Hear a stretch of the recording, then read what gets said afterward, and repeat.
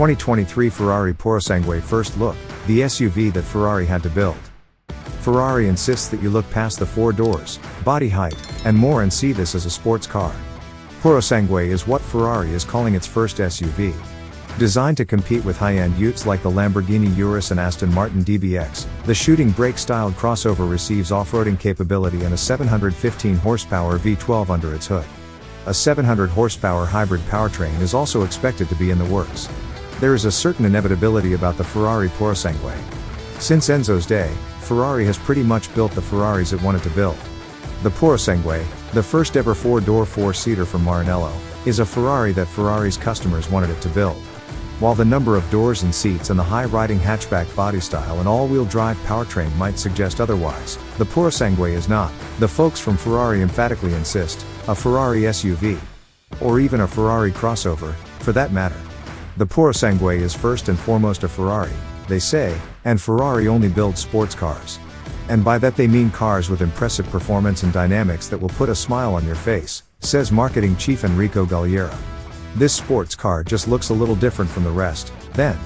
And, in truth, the Purosangue makes the case for being a different kind of sports car with some seriously impressive technology and clever engineering. We won't drive it until later this year, but on Ferrari's current form the Purosangue should have engineers at Aston Martin, Lamborghini, and Bentley worried. It promises to be a benchmark car. Let's cut to the chase. The Purosangue has the perfect engine for a continent-crushing 4-seat Ferrari. Despite lots of speculation to the contrary, under the hood is yet another reworked version of Maranello's legendary naturally-aspirated 6.5-liter V12. Codenamed F140 La, it develops 715 horsepower at 7,750 revolutions per minute, and 528 pounds-to-foot of torque at 6,250 revolutions per minute. Crucially, 80% of that peak torque is available from just 2,100 revolutions per minute. The F140 La features cylinder heads derived from those used in the 812 Competizione, and the intake, timing and exhaust systems have been completely redesigned to deliver the broad torque curve needed to cope with the Purosangue's mass and cope with a duty cycle that's expected to consist of a lot of low and medium speed driving where a highly strung V12 is the last thing anyone needs. It's close to the limit in terms of torque, admits Chief Product Development Officer Gianmaria Fulgenzi. It took all our competency to deliver this engine. But it was an engineering challenge that had to be met. Our existing clients wanted a V12, says Enrico Galliera. Once we announced to them it was a V12, interest exploded. We got a taste of the SUV's new modular front-engine GT architecture with the Roma Coupe. The architecture is designed to accommodate all-wheel drive as well as a plug-in hybrid powertrain, but the first model has a reworked version of Ferrari's 6.5-liter naturally aspirated V12 under the hood. The 12-cylinder engine is good for 715 horsepower at 7,750 revolutions per minute and 528 pounds-to-foot of torque at 6,250 revolutions per minute. With no turbo, those peak figures arrive a bit high, but 80% of that torque is ready to go from 2,100 revolutions per minute. With standard AWD, the Purosangue has an 8-speed dual-clutch transmission that's been adapted for use in this SUV. Then there's the Purosangue Hybrid, which will likely include a version of Ferrari's 3.9-liter twin-turbo V8 and a 161 horsepower electric motor with an expected total system output of roughly 700 horsepower. What Purosangue buyers will get is an engine capable, Ferrari says, of hurling the 4,600-pound 4-door to 60 miles per hour in less than 3.3 seconds, to 124 miles per hour in 10.6 seconds, and to a top speed of almost 200 miles per hour, leaving the likes of Aston Martin's DBX 707 and Lamborghini's Urus rocking gently in its wake. But it's not just what the engine will do, says Gianmaria Fulgenzi. It's how it will do it. A lot of time and effort has been put into ensuring the F140 La has that feel of endless acceleration that's the hallmark of a great Ferrari V12, and of course, a spine-tingling soundtrack all the way to its 8,250 revolutions per minute, redline. The Purosangue's body structure is, unsurprisingly, all new. The lower elements are all made from high-strength aluminum, with extrusions and castings and load-bearing aluminum sheet metal used to create a space frame upper structure to which aluminum, carbon fiber and high-strength steel body panels are bolted. The roof is a single-shell carbon fiber panel with integrated soundproofing that Ferrari says delivers the rigidity of a glass roof while weighing 20% less than a soundproofed aluminum roof. Compared with the GTC4 Lusso, Ferrari's most recent four-seater, albeit with only 2 doors, the Purosangue has 30% better torsional rigidity and 25% better stiffness, thus delivering improved NHV and comfort. Look under the hood and you can only see the first 6 cylinders of the engine. The V12 is mounted way back in the chassis, with the front of the block virtually over the front axle centerline. The other 6 cylinders you can't see? They're hidden away under the cowl and the base of the windshield. That explains the Purosangue's imperious dash-to-axle ratio, and its ideal 49-51 front-to-rear weight distribution.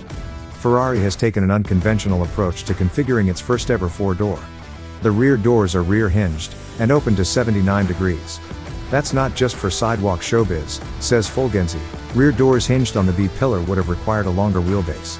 Not that the Purosangue is a shrinking violet. It's 195.7 inches long overall, 79.8 inches wide, 62.6 inches tall, and measures 118.8 inches between the axles. It is the largest, tallest Ferrari ever made. We developed the Purosangue especially for performance on paved roads, says Gianmaria Fulgenzi. The off-road capability of the car is higher than a normal Ferrari, but for sure it's not a Jeep. The V12 drives all 4 wheels via an 8-speed dual-clutch transmission mounted at the rear axle, and an updated version of the GTC4 Lusso's power takeoff drive system, which is mounted at the front of the engine. The power takeoff system sends drive to the front wheels in first, second, third, and fourth gears at speeds up to 124 miles per hour. Ferrari heavily redesigned the dual-clutch transmission, which features a more compact clutch assembly that shaves 0.6 inch off its installed height in the car, lowering the center of gravity, and can handle up to 885 pounds-to-foot of torque during shifts.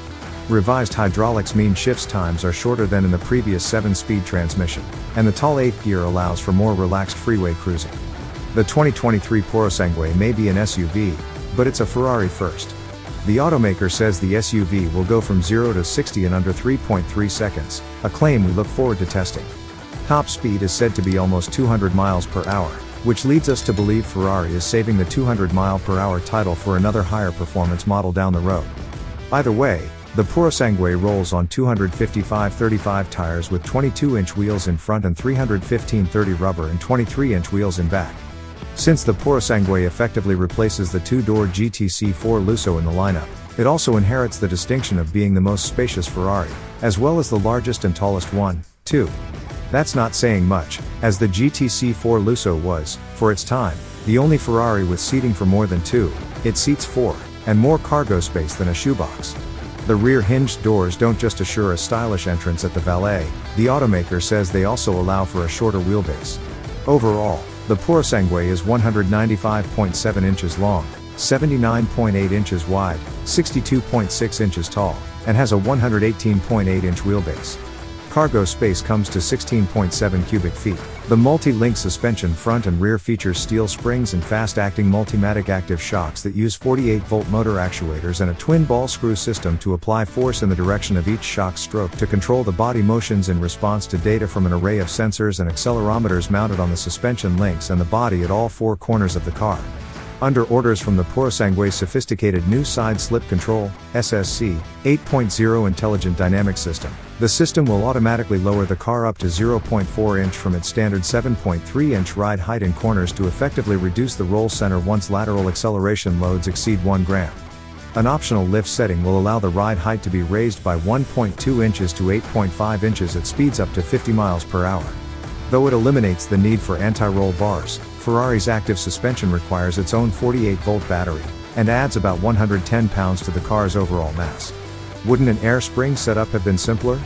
It's too slow, says Stefano Varisco, the dynamics wizard who has helped develop Ferrari's brilliantly holistic SSC system, the first iteration of which appeared on the 458 Speciale in 2015. SSC has a lot more to process on the Purosangue. In addition to accurately monitoring and controlling each wheel, SSC 8.0 also analyzes data from, and sends instructions to, the rear E-diff, the F1 traction control system, the grip estimation system, which calculates the level of grip between the tire contact pact and the road surface, even when the car is not being driven at the limit, the standard rear wheel steering system, and a new ABS system that's capable of handling low grip surfaces. Speaking of brakes, the standard rotors are meaty 15.7 inches in front and 15.0 inches in back and carbon ceramic. The Purosangue also runs on a staggered wheel and tire combination, with 255/35 tires on 22-inch rims up front and 315/30 items on 23-inch rims at the rear. The Purosangue looks taut and compact, more like a hot hatch on steroids than a big, high-riding luxury crossover. Ferrari design chief Flavio Monzoni's team have done a remarkable job of disguising the car's size and height. And though its format is unfamiliar, it's unmistakably a Ferrari. "We don't use the family-feeling strategy on our cars," says Monzoni, "but there are some design elements that are part of the Ferrari language, a kind of vocabulary that we use. There's lots of clever details in the design, but the cleverest, and the key to making the whole car work visually, are the deep fissures above the wheel openings, which make it look as if a muscular and voluptuous sports coupe is floating over the technical bits that enable it to tackle all roads and all weathers."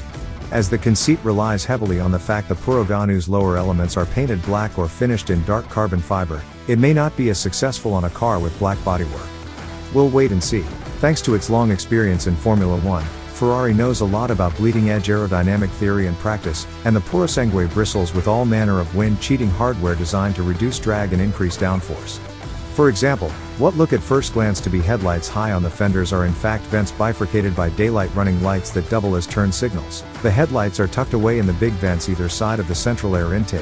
The upper vent helps manage the airflow through the front wheel wells and around the base of the windshield, where what Ferrari calls aerobridges on either side of the hood reduce the negative impact of turbulence at the base of the windshield. The lower vent channels air into the brake cooling system. Ducts from the front bumper direct air towards the outer edge of the front tires, which is then turned towards the rear of the car to create an air curtain over the front wheels, helping to reduce drag. Small vents on the trailing edges of the wheel openings front and rear help extract high-pressure air from the wheel wells. There's even a flap on the lower front suspension arms to direct unwanted air away from the wheel wells. At the rear is a diffuser that's more than just a design element to reduce the visual mass at the rear of the car. It's been shaped to not only provide downforce, but to also maximize the extraction of hot air from around the rear-mounted transmission and the exhaust system. Ferrari says the Purosangue's rear screen doesn't need a wiper, as air directed over the glass keeps it clean. You sit in the Ferrari Purosangue, not on it, despite its overall height and ground clearance. Behind a redesigned steering wheel that includes all the touch controls for the hands on the wheel, eyes on the road philosophy seen on the SF90 Stradale, Ferrari Roma, SF90 Spider and 296 GTB, is Ferrari's excellent configurable instrument panel. Ahead of the front seat passenger is a 10.2-inch screen that can display most of the same data the driver sees, should they want it, along with all the infotainment menus. The Purosangue is strictly a four-seater, mainly because of the large transmission tunnel that runs through the cabin and will eventually also be used for packaging batteries for the hybrid and BEV versions of the car that Ferrari insiders refuse to confirm or deny are coming. A variety of trims will be available, including a new dark brown semi-aniline leather for the seats, carbon fiber with fine copper wire threads woven into it, and floor covering made from a bulletproof ballistic fabric used in military uniforms, but Ferrari says 85% of the trim on the car shown here has been sustainably produced. This includes the recycled polyester roof lining, carpet made from recycled fishing nets, and a special version of Alcantara also made from recycled polyester. And the answer to the question you're all asking? Yes, the Purosangue will comfortably accommodate 4 6-foot adults, with head, knee, and foot room to spare for the rear seat passengers. They'll all have to travel with soft bags if a long trip is in the cards. However, the rear load space is shallow, and offers a relatively modest, mid-size sedan like 16.7 cubic feet of capacity. Leave aside the pearl clutching about what to call it, the Purosangue looks to be first and foremost a real Ferrari. It's been created with the same care and attention to detail by the same designers and engineers responsible some of the greatest Ferraris yet made. And that's a key point. The Purosangue name, Italian for thoroughbred, was adopted during the car's development to remind everyone involved in the project that it should be born of the Ferrari bloodline.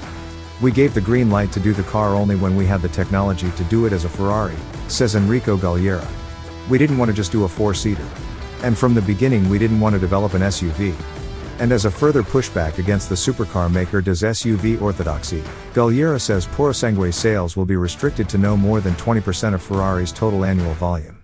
Ferrari is determinedly not following the model, so successfully established by Porsche with the Cayenne and emulated by the likes of Lamborghini, of using 4 or 5-seat SUVs or crossovers as high-volume cash cows whose profits fund the development of the sports cars. That partly explains the Purosangue's stratospheric price. When the first cars arrive in the US in the fourth quarter of next year, buyers won't get much change from $400,000. Look for the Purosangue to come with a fittingly Ferrari price tag of around $400,000. We expect deliveries to begin toward the end of 2023.